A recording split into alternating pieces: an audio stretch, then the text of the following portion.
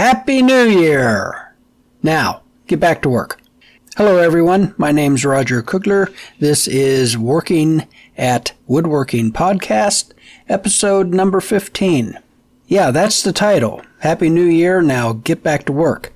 Because before we let this year totally slip away, there's one thing you really want to consider doing in the hours that are remaining in 2021. And I have some items for you to strongly ponder and consider going into 2022. So I'm going to address two different groups. One group, the first group, are you professionals who are in the woodworking business, and the second group are the ones who are still thinking about getting into the woodworking business. So, group one, you pros out there, what's coming up? If you are like myself and people in 44 other states that has a sales tax, you are probably looking at a sales tax deadline coming at the end of January, at least in Indiana. So what does this mean? It means you got to get off your chair and start doing your books.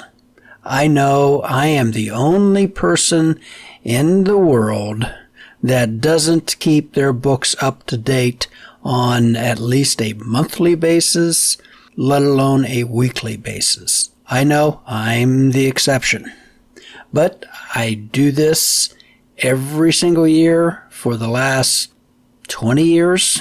I think it may have something to do with I was a bookkeeper for about 12 years, and every Monday I had a routine. I went into the office, I did this, I did that, I had to cut these checks, I had to get these signed, and after 12 years, I think I just kind of revolted when I started to do this business. One of the first things I did was decide I ain't got no accounts receivable or accounts payable. I pay for things when I buy them, and I expect payment when I deliver them. None of that 30-day net 2% tin stuff. I totally eliminated that, as I tried to do as little accounting and bookkeeping as possible, which means that January is typically a rush to the finish line to go through and figure out my state sales tax. And it's really not hard. I mean, I keep track of where the money is coming in, and Etsy sends me a very nice report on the money that came in by month, by product. Amazon does the same thing, except you kind of have to hunt for it a little more. PayPal does a very nice job of presenting your yearly activity. So really the only thing I have to do is go through and collect checks that were paid directly to me, and also cash receipts that I received. So don't let this sneak up on you. You don't want to do that frantic 24-hour scramble to try to get this done. I try to knock it out by the middle of the month. Okay, number two things pros are going to need to do, or I would recommend that you do, evaluate. This is the dead of winter, at least in the northern hemisphere. There's not all that much going on. January is kind of a down month. So this is a really good opportunity to actually dig in to your books, your accounts, and start to figure out which jobs you did during 2021 that made you money. Figure out what jobs you did in 2021 that you lost money on. And someplace in the middle are the jobs that you broke even. Evaluate. Figure out what was good, what was bad, what you never want to do again, and where you might want to be concentrating a lot of your effort on those profitable jobs. This is also a good time to look around the shop. Look at your tools. Which ones did you not use this year? Maybe it's time for a little bit of house cleaning. At least see if there's anything in there that you can improve upon. We'll talk more about this a little bit later. Cost of materials sold.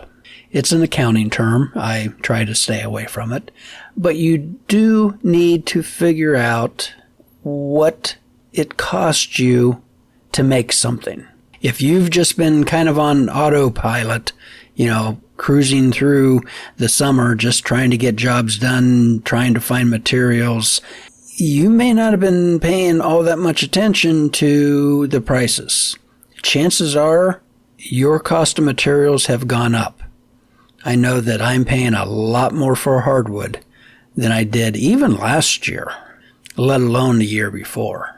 Calculate your cost of fasteners, sandpaper, and your finishes. Have any of these materials gone up in price? The answer is probably yes. Are there other materials that you use in your product or projects? Glass, metal, other pieces and parts. Figure out exactly what those materials are costing and reevaluate your prices. In fact, I'll just say it right now. You need to increase your prices. Period. There, I said it. I don't care if you think the economy is fragile or things are getting so expensive that you're going to lose all of your customers. If you are not increasing your prices on a yearly basis, you are losing. Now, why do I say this? This is an exceptional year, I understand, but inflation creeps along at 2, 3, 4% every year. This should not be shocking to anyone. And if you haven't raised your prices on your Twidget in the last 10 years, you are not making as much money as you were 10 years ago, because I guarantee your costs have gone up. And the other good reason for raising your prices, you don't want to get stagnant and in a place 5, 3, 2 years from now that you suddenly realize that you are making almost no money on this product and you have to increase the price 50%. Not barring the crazy times that we are in right now, but you don't want to do that to your customers. If there is a gradual increase year over year, your customers are going to understand that. Their rent has probably gone up. Gas prices have probably gone up. Everything tends to go up. So your prices should go up too. I backed myself into a corner several years ago when one of the products I was making, I realized I hadn't raised the price in like 10 years. Yeah, the wood that went into that product had gone up a little, but I can eat that. It's no big deal. It's not that much of a price increase. But when I finally realized I needed to do something, my customers were shocked. And whenever I told some of them that I hadn't raised price in 10 years, they called me a dumb. So that's kind of where I learned that lesson from. So while you're at this, I would suggest that you take a little bit of time. After all, it's going to be January. But just take a little bit of time, maybe early in the morning with a hot beverage, or perhaps late at night with your favorite adult beverage. Just sit down in your shop, look around, and just meditate for a few minutes. Look all the way around your shop, 360 degrees.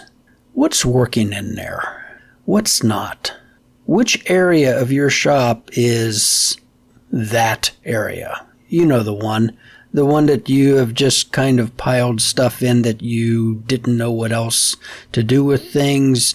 There's a fantastic dust collection in that area. You haven't cleaned that out or been in there for months or maybe years. Maybe it's time you put that on your to-do list. Another thing that I would suggest you do is cut 10%. Yes, that's right. Whatever you have been doing this year, if you've been making widgets or twidgets or trebles or ABCs, XYZs, take a look at all of those and figure out what needs to get cut. 10% is kind of a nice round number. It's what the business management books suggest. What is generating a very small profit, or maybe no profit at all? What thing do you do, build, make that's kind of turned into a time suck? I had one product that I enjoyed making. It was super simple. Customers seemed to absolutely love it, but it was just kind of a pain in the butt for me to do. And the orders would come in at, it seemed like the most inopportune time. When I needed to get this thing over here done, I'd get 2 orders for one of these. And then, crap, I'm out. And so then I'd have to go to the store and buy the materials and bring it home and mill things out and do this and do that and get it to the post office after printing out the receipt and all of this stuff, packaging it up. And it just got to be kind of a pain in the butt. And the final year I had done my evaluation and I looked at how much money I was making off of that product line. You know, it wasn't really that much. And for the aggravation that it caused me, and yeah, it was enjoyable, but not that enjoyable, I just decided I wasn't going to do that anymore. And the next year was very nice without doing that product. Is there something that you do that you really don't like doing? Maybe that's the one that goes onto the chopping block. And is there anything that you're doing that is kind of outside your wheelhouse, so to speak? You know, if you're a professional woodworker, but you're kind of doing this landscaping, gig on the side, maybe it's time to give that up and really concentrate on being a professional woodworker. Those are just some ideas. Everyone is unique. You know your situation better than, anyone. So give this some consideration. Cut 10%. When you do that, that's going to open up more room in your life, your work life, for something else to fill that. And hopefully that something else is kind of new and innovative, something that you enjoy doing, and something that is even more profitable than what you cut. Okay, I have one more thing for you to consider in your preparations for the new year. Now, I'm not one to make resolutions. Well, actually, I am. I've only made one resolution for New Year's that I've actually stuck to. And that was the resolution to not make any more New Year's resolutions. And for probably the last 10 years, that one I have accomplished wonderfully. So this is not a New Year's resolution, but it's something that I would encourage you to do going into 2022. Make a list. I call mine 2022 list. And this is just a list of things that you would like to accomplish. It's not carved in basswood.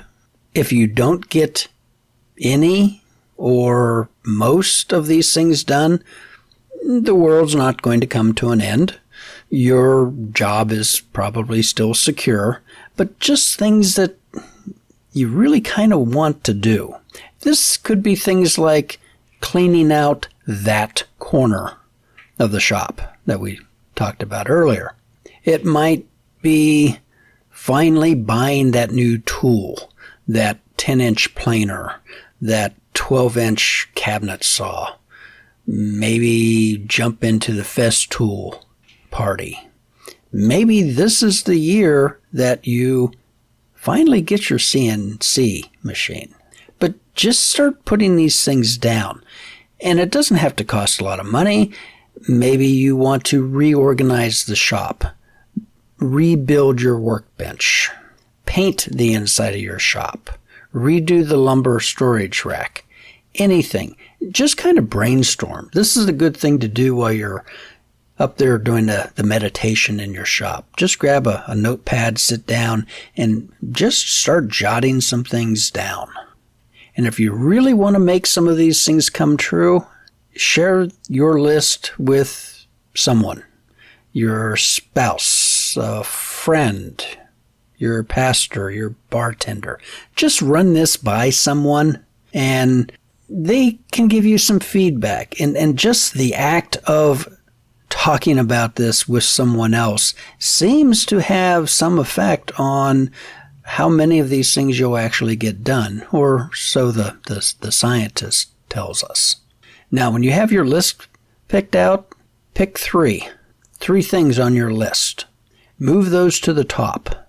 Those are the ones you want to concentrate on first. If you only get 3 things done on this list, well, for me, that's like a spectacular year. But you might get 10 things done. You might only get 1 thing done. But you will have done something in the coming year. So to all you professionals out there, best of luck in 2022. Oh, one more thing.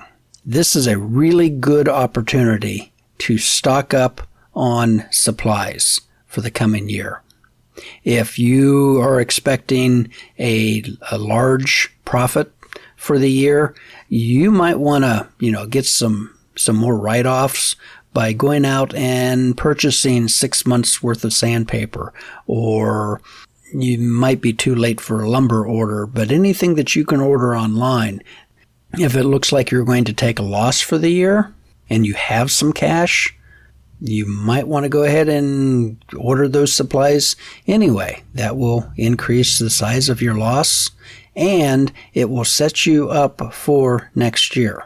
I always seem to run out of supplies when my cash flow is at the lowest. So if I can do this ahead of time and have those stockpiles in reserve, it just makes things easier down the road. Okay, now I would like to talk a few minutes to those who are in the I'm still thinking about it crowd. You want to start a business. You've been dreaming about this for a while. Perhaps you're a very accomplished woodworker, but you'd like to make some money at this professionally, but for whatever reason, you just haven't yet. So I ask you, what are you thinking about? Why haven't you done this yet? Now, I'd like you to pick up a piece of paper and a pencil or pen, and I want you to list all the things that you have been thinking about. And I want you to do this quickly. Don't think too much about the things that you are thinking about. What is on your mind? What things do you know? What things do you not know? What things scare you? What things make you feel pretty confident that you could actually pull this off? What are the pros? What are the cons? Just get this down on paper. Now, after you've given this some considerable thought, I'd like you to come up with a game plan. And probably the first decision on your game plan is, do I want to do this full-time or do I want to do this part-time? Part-time professional woodworking is a great way to start. In fact, you could be a part-time professional woodworker for the next 40 years. Well, if you live that long, if you're young enough. And that is absolutely perfectly fine. You could be a tremendous service to your community if you did that. If you do have some experience and maybe the time in your life is right, you could become a full-time professional woodworker. But you're the only one who can figure this out. And by getting this down on paper, it kind of solidifies your thoughts. This would also be a good time to go back and listen to podcast 1 through 12, where I talk about the real basics of deciding to go professional. in this trade. Then decide. Are you going to go for it?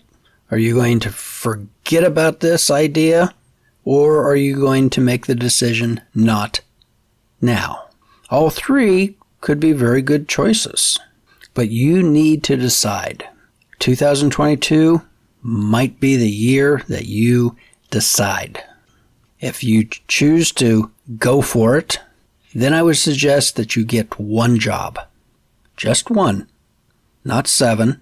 Just one job that is going to pay you money. And then do it. Because that's the start. All right. So that's pretty much of everything I had for you today.